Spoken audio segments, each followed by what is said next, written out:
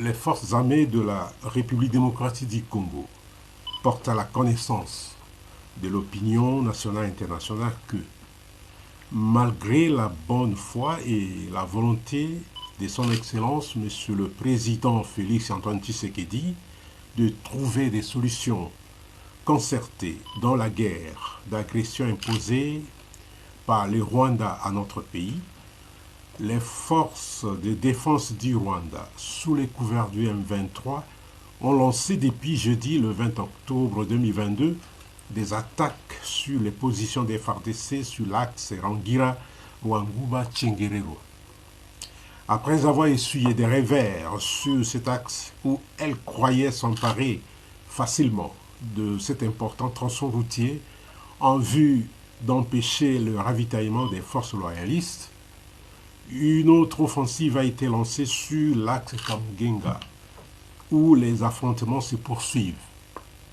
Dans l'ensemble, nos hommes se comportent de manière exemplaire sur le terrain et les forces loyalistes continuent à fixer l'ennemi.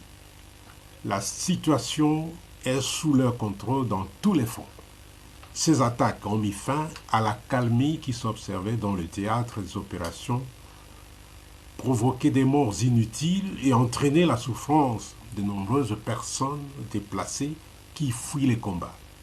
Au total, un civil a été fauché par les bombes rwandaises et 5 autres personnes blessées dans l'axe Rangira-Wanguba-Tchengerero. Dans l'axe Tamugenga, 3 civils ont été tués et 35 autres blessés, dont les enfants à Nyabikoro, près de l'hôpital.